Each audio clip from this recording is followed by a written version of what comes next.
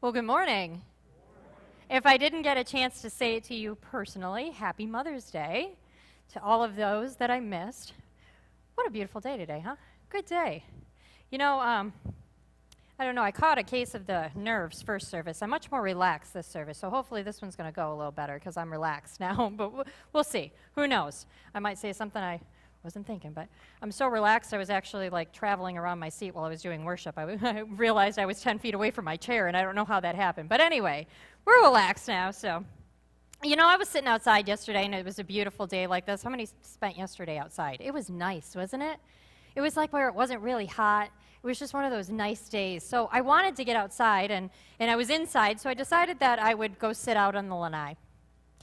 And I sat out there, and I was in that mood where you just want to be near nature. You know what I mean? Where you just want to be part of nature for a minute. So I went out, and I sat and started listening, and I'm hearing some birds singing in the background. I mean, some of them are prettier than others. There's some squawky birds out there, but that's okay.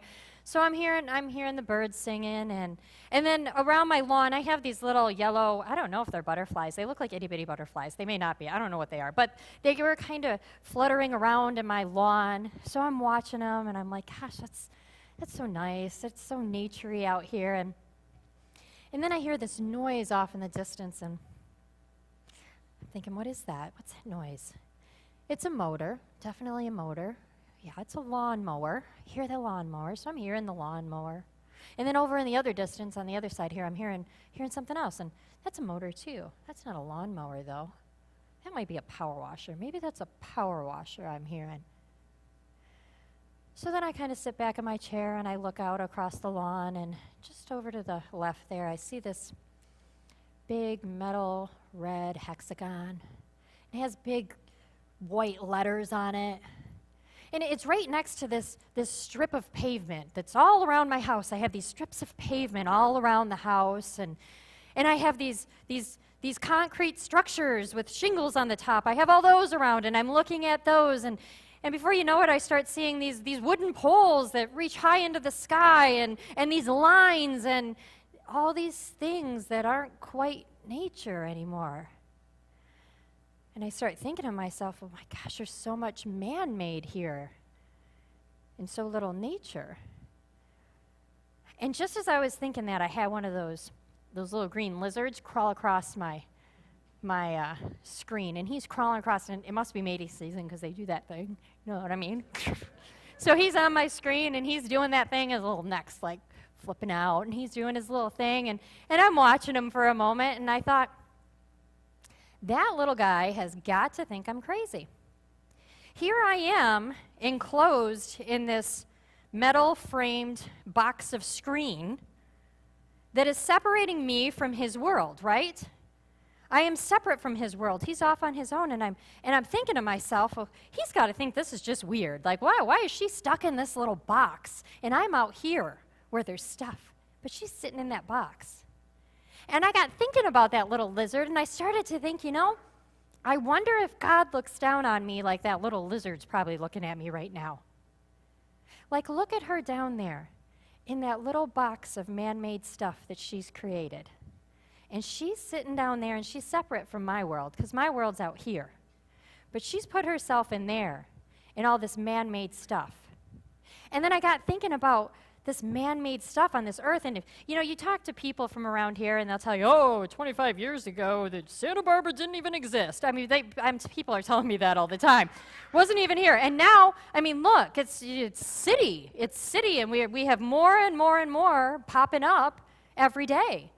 If you look at history, we have progressed in man-made stuff, have we not? It's much more man-made looking than it ever has been before. And tomorrow it will be more man-made looking. And the next day it'll probably be more man-made looking. And the really funny thing is that the more man-made we get, the more we need to get out of that box and go on the other side where God is, right?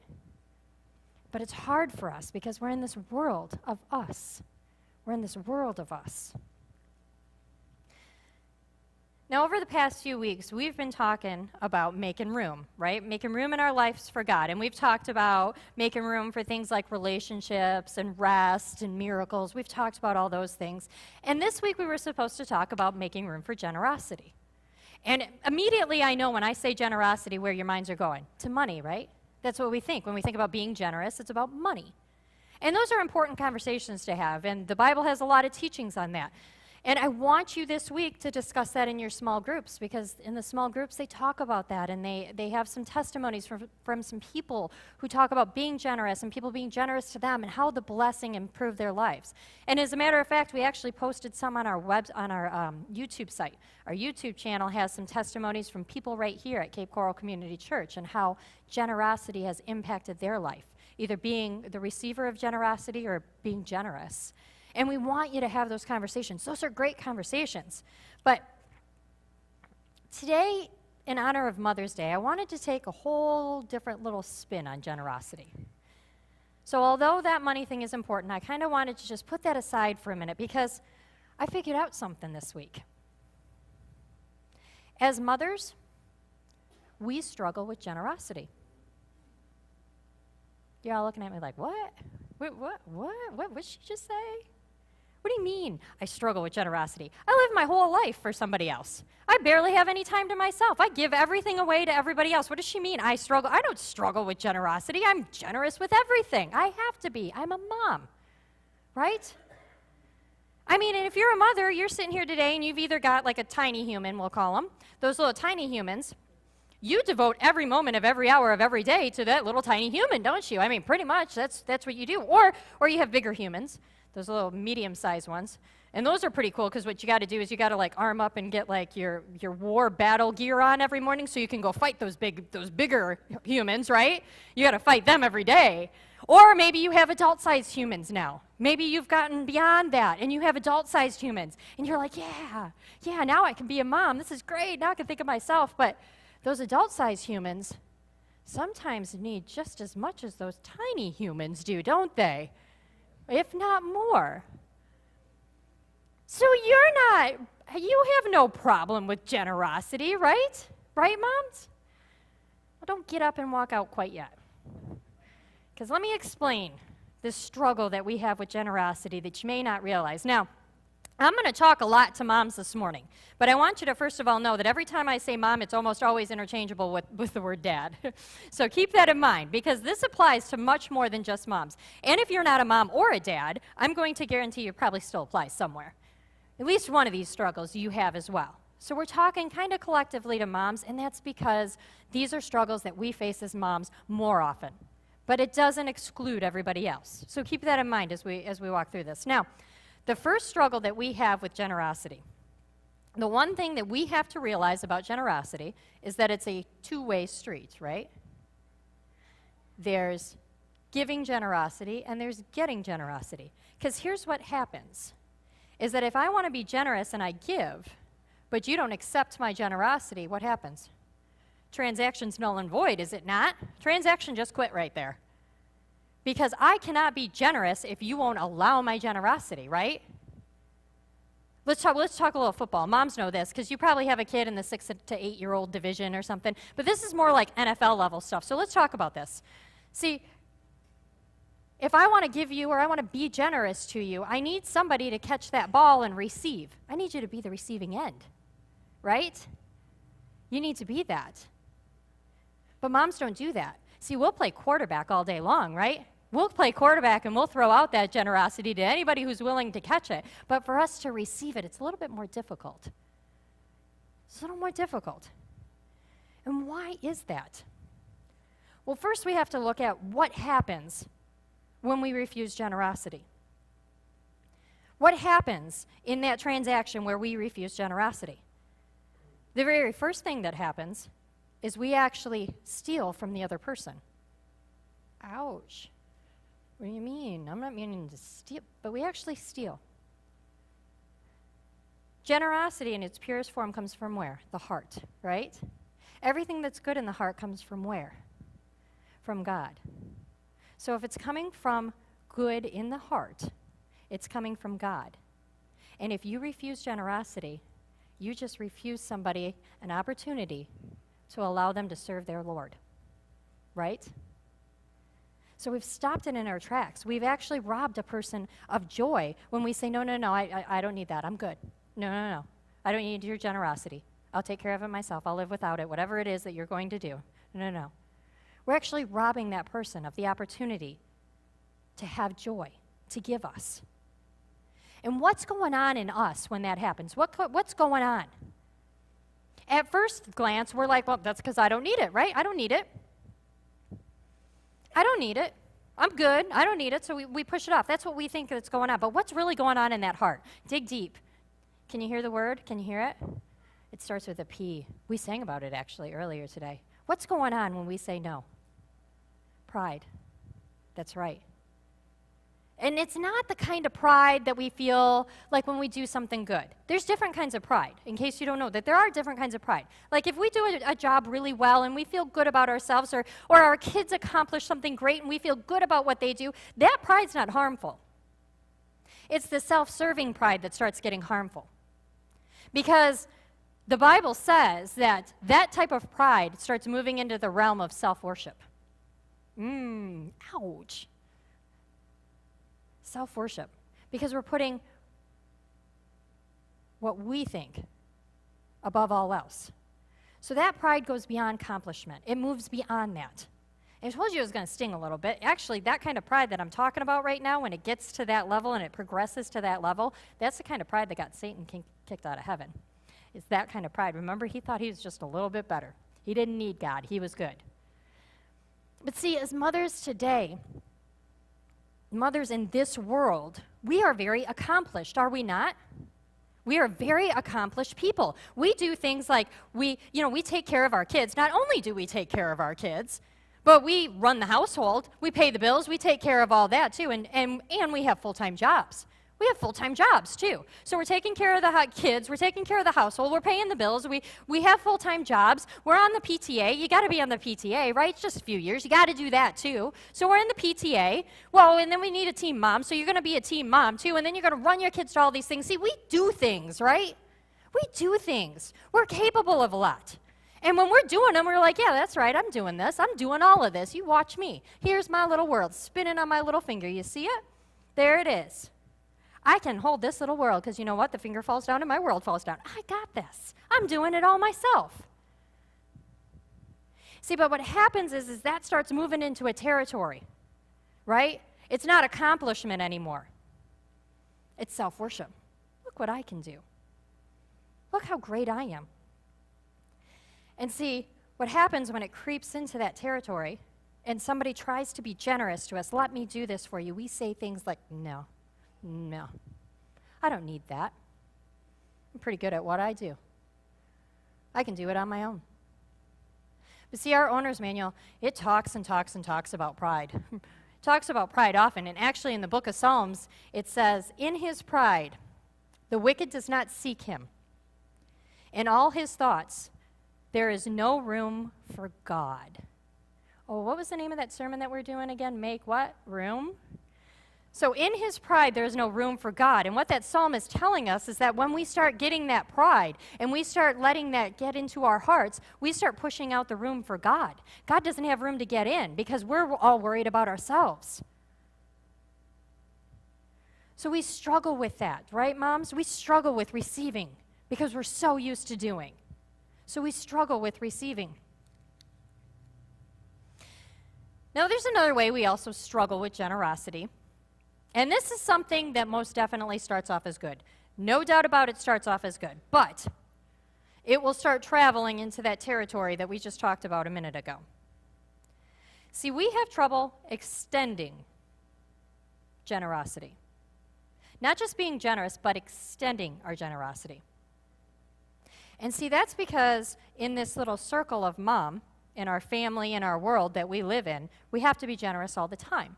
So usually we have no issue with being generous in that little world. But when it comes to stepping outside and extending that generosity just a little bit farther, it gets a little tougher out there, doesn't it? Let me give you an example. If anybody knows me, I have a protection over my Saturday mornings like you wouldn't believe. I have built up Fort Knox around Saturday morning. Let me tell you why. I work all other days of the week.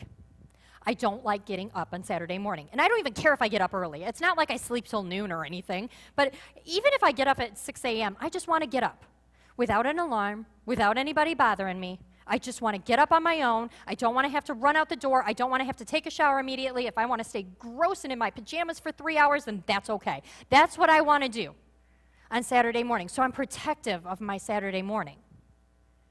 But then I got this 10-year-old little boy, and he'll come in with his little round face. He's got a round face if you've seen him. And he'll say, Mom, I want to play bitty basketball. Like, oh, I would really like it. Oh, that would be great, honey. Yeah, I want you to play basketball. He's so cute and 10 years old, and watch him play basketball. He's so cute. What days are the games, babe? 8 a.m. every Saturday morning, Mom. 8 a.m. every Saturday morning, he says. And for me, I want to be selfish for just a moment, but I'm not. I'm a mom. I'm generous. I want to be selfish. So I let him play. And I can't say that I get into the arena of like cheerful giving. I'm not cheerful giving in this. I mutter all Saturday morning. Eric, can you believe this? I got to get up at 8 o'clock. Where's the coffee? So I mutter all the way through it. But he can break Fort Knox. I'll let him break that Fort Knox because he's my son. But you come to me with a great opportunity on a Saturday morning that lasts 6 to 9 weeks straight, and you're not getting through Fort Knox. I don't care how good the opportunity is, you're not getting through. Unless for some reason it's like a matter of like I'm gonna lose my job, then I go. But other than that, nobody's getting through. And you see how I have a little bit of trouble extending it? Make the exception when it's my own, but I have trouble extending that. The Bible tells a story of a poor widow in the book of Luke. And everybody's giving in the temple. All these rich people are out there giving, and they're just, putting in what they've got, and it's quite a bit in most cases. And this poor widow comes up, and she has 2 small little copper coins, and she puts in her 2 small copper coins. And Jesus is watching this go down. And he says, I tell you the truth. I tell you this. She just gave more than all of those rich people. People are like, what? That doesn't even make any sense. Jesus, we gave way more than she did. Did you see what she gave? 2 little copper coins. He says, but here's the difference. Those rich people gave out of their wealth. They had it to spare. She gave what she had, everything she had. Now, we use this story a lot to talk about money and things like that, but that doesn't just stop there. See, God's looking for that sacrificial giving. And that might even be of your Saturday morning, where you have to extend it outside of what you originally thought, where what you think your comfort zone. You like to keep it here and just extend it to those that matter the most, right? But see, what that woman understood is that maybe there was a need greater than hers. And this woman in the Bible, it doesn't say, but maybe, just maybe she had some kids at home. And she realized that whatever it is that Jesus was doing here on earth was more important than even what the needs of her children were. And she gave everything. That's the kind of generosity he's looking for. And that's the kind of generosity he's looking for even in my Saturday morning. I don't know. I seriously think that's excluded, though, in the Bible. I'm pretty sure Saturday mornings are. But that's what he's looking for. So we have to learn to extend our generosity outside of where we want to. We have to extend it a little further. And now I'm going to get to our biggest struggle with generosity. And most of you probably thought I was going to start here when I said that we struggle with it. But I saved it for the end because it's a big thing. And it's not just, it is very much mothers, but it's very much this country. We struggle with being generous to ourselves. We struggle with being generous to ourselves. See, we had a small group this past Friday, and we were talking a little bit about, we were getting caught up from last week, and we were talking about the rest, making room for rest. And we were talking about the idea of setting aside a Sabbath day, a day of rest for us, right? And I said, well, I have a Sabbath day. It's Monday. I have a Sabbath day. I take every Monday off of work, and I have this Sabbath day, and it's supposed to be for me and for me to rest, and especially after I preach so I can kind of rejuvenate and get back and get ready for the week, right? Well, a long time ago, let me tell you what started happening to me on Mondays. My husband's gone at work, and the kids are gone at school. So you know what happens? I get everything done. I can clean the house, like clean it sparkling good, and nobody comes through and messes it up. I clean it sparkling good. I get all of the laundry done. I can wash sheets on beds. I can mop floors. I can get all this. Sometimes I even clean the carpets because I don't get to get that done. And if I didn't get to the grocery shopping over the weekend, I get to do that. And I do all this stuff. Boy, do I accomplish a lot on these Monday, Sabbath days that I have, right? Well, then what happened? Yeah, well, I decided that I figured out I started getting tired. I'm like, why am I so tired all the time? I'm tired. Just tired all the time. So on this Monday, I was tired, and I really couldn't get the motivation. I couldn't get going. You know what I mean? Like, I'm trying in my mind. I keep thinking that, this house is dirty. I got to get going. I got to move, but I'm tired. So I sit, and I thought, okay, well, I'll just sit 5 minutes. 5 minutes, right? 5 minutes will do. I'll just sit 5 minutes, and then I'll get up, and I'll start working on this house, and I'll start getting this done. Well, before I knew it, the 5 minutes, somehow these eyes had closed. I'm not sure how that happened, but whew, they went. And I woke up, and it's 1:35. Well, that only gives me less than an hour to go get the kids. Like, well, what did I just do? I just wasted my time. I just wasted this whole Monday that I had to get things done. I'm sleeping. What am I doing? I'm sleeping. And people will tell me, why don't you relax? Why don't you take a bath? Take a bath? What do you mean, take a bath? Like, take a bath and take a nap on my Monday? Like, really? There's things that need to be done. Why would I be doing such things? Why would I be doing that? And so, you know what I did? Is that happened probably a couple weeks in a row where I was falling asleep or I wasn't accomplishing anything. And, my husband come home, he's like, what do you do today? I'm like, I don't know. I don't even know what I did. And I didn't like having that answer. That was a bad answer, isn't it? That's not a good answer. That's a bad answer. I don't know why. It just is. So then I just decided, well, you know what I'll do? I'll just go to work on Monday. I'll just start going to work on Monday. Because even if I'm tired and I don't accomplish a lot, I'll accomplish more than I would have sitting home, right? So I'll get some done. And then when my husband comes home and he says, what do you do all day? I can say, well, I worked. And I've got a good answer for his question now, right? So I just started going to work. See, for some reason, I could not read a book, take a hot bath, take a nap. I couldn't do those things. Why? Why can't I do those things? In my mind, that it's not acceptable.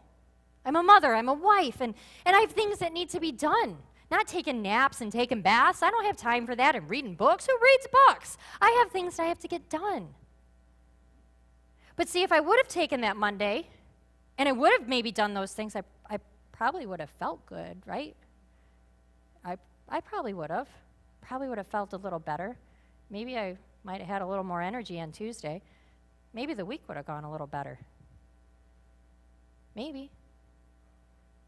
See, on the generosity list, I'm not last on the list. I'm not on it. I took myself off that list a long time ago. And I'll tell you what, I'll sit around and I'll beat myself up all day if I'm not generous to somebody else. But I never think twice about being generous to myself. Right? I'm Christian. I'm not supposed to think about myself. I'm not supposed to. It's supposed to be about everybody else. That's what we're supposed to do, right? Jesus called us to sacrifice the desires of the flesh, right? Like, yeah, that's what he said. I'm pretty sure that's in here, that we're supposed to sacrifice and we're supposed to put others' needs first, and we're supposed to do, that's in here. I know that's in here. But here's the problem, what's also in here, and actually what's in here a heck of a lot more than that, is that if you read through this book, you're going to find that over and over and over again, from the Old Testament to the New Testament, you're going to find examples of moderation. You're going to find moderation. You're going to find balance. That's what you're going to find over and over and over again, common theme all the way throughout. Moderation and balance. See, here's the thing. Anybody know what God's doing right now? I do. I know exactly what he's doing right now. Right now, he's holding this little universe of ours in perfect balance.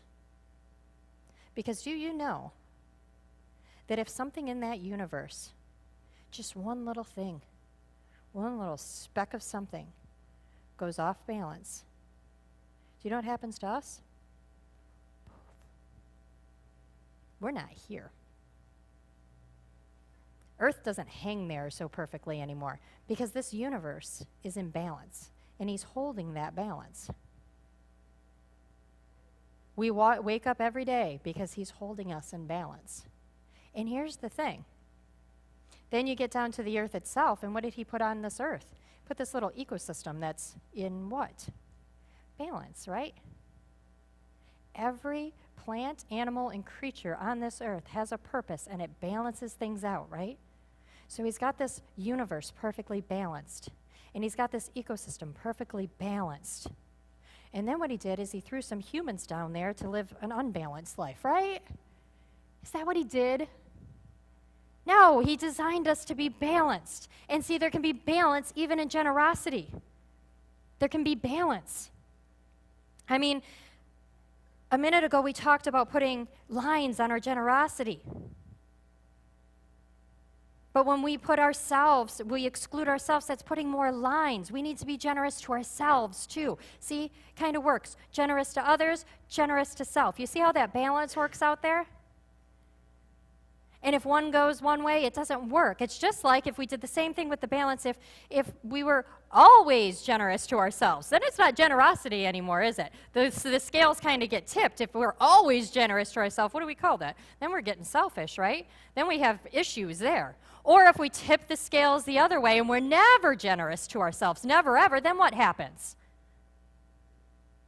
Then we become tired and worn out and sometimes bitter and resentful, right? It's balance.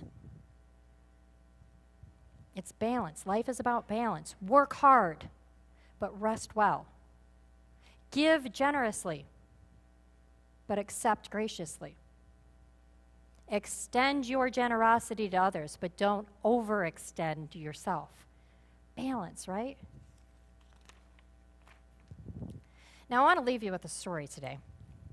And hopefully you started to see that, I get that maybe we don't think at first look that we struggle with this generosity thing because we're always being generous of our time. And I know at first glance it may not look that way, but maybe if we just look at it just in a little bit different light, we can start to see that maybe we do struggle just a bit. And I want to read you this story from Samuel, and this story, I don't know, somebody needs to hear this story because this story would not leave me alone this week. You ever have those weeks where I just had this story pop up everywhere I went, and I needed to. And it's kind of funny because if you were here for Mother's Day last year, I told the story of Hannah. Hannah is Samuel's mother, and I'm going to go to the book of Samuel this morning. And I just thought it was very fitting because last year we talked about Hannah, and what Hannah had done was she promised God that she would, if he would give her a son, she would return her son to the priesthood, basically. So her son would go live in the temple, and sure enough, he gave her a son, and when he was about 3 years old, she went and turned him over to the high priest, Eli. So Samuel at this point is living with Eli because he's going to be brought up to be a man of God, as they called at that time. And that's what Eli's doing. Now, Samuel's still a child at this point in this story. And basically what's happened is Eli and Samuel have laid down for the night. They're going to sleep. And they're sleeping, and this story happens in the middle of the night. I'm going to be in the book of Samuel, chapter 3. The boy Samuel served the Lord under Eli. In those days, the Lord did not speak directly to people very often. There were very few visions. Eli's eyes were so weak he was almost blind. One night he was lying in bed. Samuel was also in bed in the Lord's house, where the Ark of the Agreement was. God's lamp was still burning. Then the Lord called Samuel, and Samuel answered, "I am here." He ran to Eli and said, "I am here. You called me." But Eli said, "I didn't call you. Go back to bed." So Samuel went back to bed. The Lord called again, "Samuel." Samuel again went to Eli and said, "I'm here. You called me." Again, Eli said, "No, I didn't. I didn't call you. Go back to bed."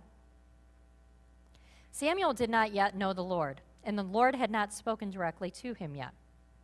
The Lord called Samuel for the third time. Samuel got up and went to Eli and said, "I am here. You called me." Then Eli realized the Lord was calling the boy. So he told Samuel, "Go to bed. If he calls you again, say, 'Speak, Lord, I am your servant and I am listening.'" So Samuel went and laid down in his bed. The Lord came and stood there and called as he had before, "Samuel, Samuel." The Lord said to Samuel said, "Speak, Lord. I am your servant, and I am listening." The Lord said to Samuel, "Watch. I am going to do something in Israel that will shock those who hear about it. At that time, I will do to Eli and his family everything I promised, from beginning to end. I told Eli I would punish his family always, because he knew his sons were evil. They acted without honor, but he did not stop them. So I swore to Eli's family, your guilt will never be removed by sacrifice or offering." Samuel lay down until morning. Then he opened the doors of the house of the Lord. He was afraid to tell Eli about his vision. But Eli called to him, "Samuel, my son." Samuel answered, "I am here." Eli asked, "What did the Lord say to you? Don't hide anything from me. May God punish you terribly if you hide anything from me, anything he said to you." So Samuel told Eli everything and did not hide anything from him. Then Eli said, "He is the Lord. Let him do what he thinks is best." See, Samuel was a child in that story. And when he heard this voice, the only thing he knew to assume was that it had to be Eli, right? It had to be. There was no one else in the room but Eli. And there's so much innocence in what Samuel just didn't know at that time. He wasn't trying to not hear God. He wasn't trying to avoid the voice of God. He wasn't trying to question whether it was really God or not. Samuel just didn't know.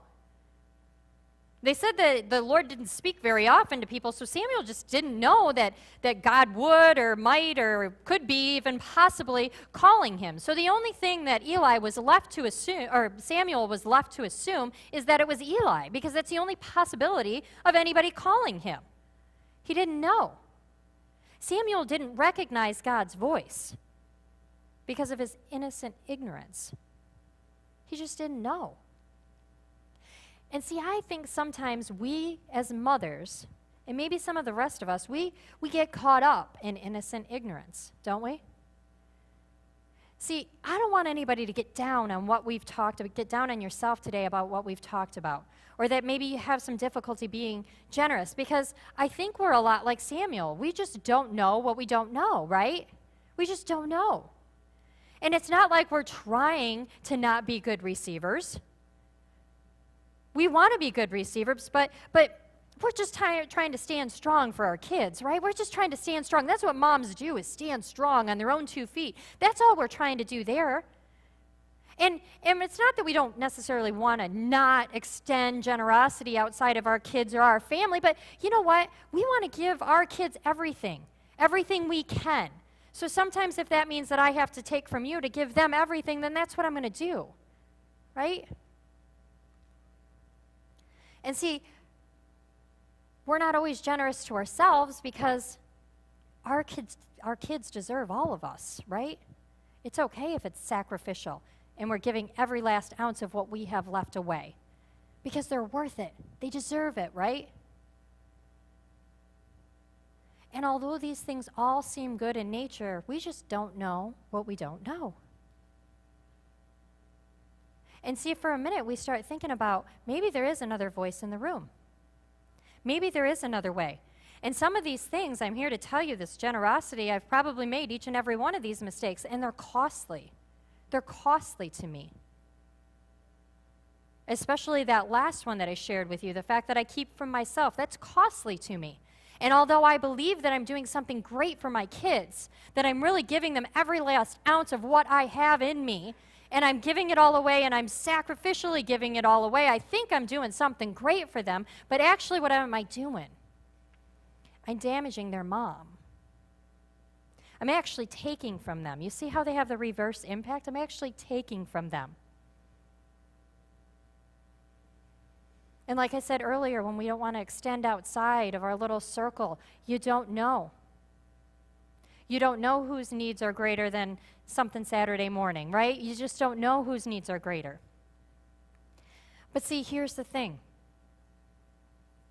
If we stop like Samuel did and we start realizing that maybe there's another voice in the room, maybe there's another option, because Samuel believed that his only source of wisdom was Eli. Eli was the old guy. He was like the high priest. He knew everything.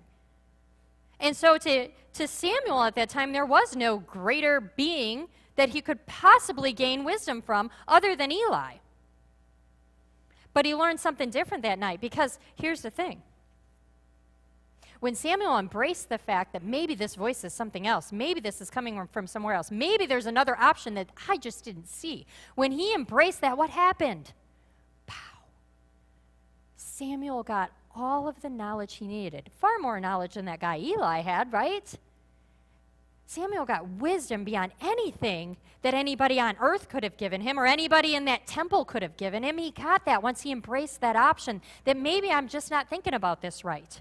Maybe there's something I just don't know. I don't know. And see, we started this morning, we talked about generosity. We talked about maybe we're not so good at it. And then we discovered we could get better at it if we start working on balance, right? If we start balancing being generous. We start balancing those things because life is about balance. And once we got to that balance part, then we discovered, how do we get balance? Where do we get balance from? It's real simple. We get balance from wisdom. We need wisdom. Needing to learn what we don't know. And there's your good news this morning. How do you do that? Oh boy, wisdom, I don't know. Whew. That could be a long process for me to gain wisdom. What'd Samuel do? How did he get wisdom? Just simply said, "Speak, Lord. I am your servant, and I am listening." Those simple words opened up these floodgates of wisdom for Samuel. And those simple words can open floodgates of wisdom for you. I honestly think that a lot of what we do as mothers, a lot of what we do as fathers, a lot of what we do as people is that not that we're trying to punish ourselves or mess up or do things wrong. We're really not. We just don't know what we don't know. We don't know that there's any other way. And God is waiting for you to stand up and say, "Speak, Lord, I am your servant, I am listening." Because here's the thing, I'm telling you from the standpoint of a changed heart. I didn't realize what I didn't know, and now that I'm starting to see what he can do and what he can change and how I can walk this life just different than I did before. The world didn't change. Things didn't change. I just started seeking a little wisdom. I started seeking a little wisdom every day. And I'll tell you, I don't know what it is, but it changed. It changed this walk for me when I just sat to listen. So that's what I'm challenging you with today, is seek it. Ask it. Because the same wisdom that God flooded over Samuel when he just said, "Speak, Lord, I'm here, I'm listening. I'm your servant. Tell me what you got to say." That same wisdom that he poured out is available to us. It's available to us today. To walk a different life, to walk a changed life. The world's not going to change, but we can. That's our good news today. So if you are ready to hear God's voice in your life, why don't you stand with me and pray?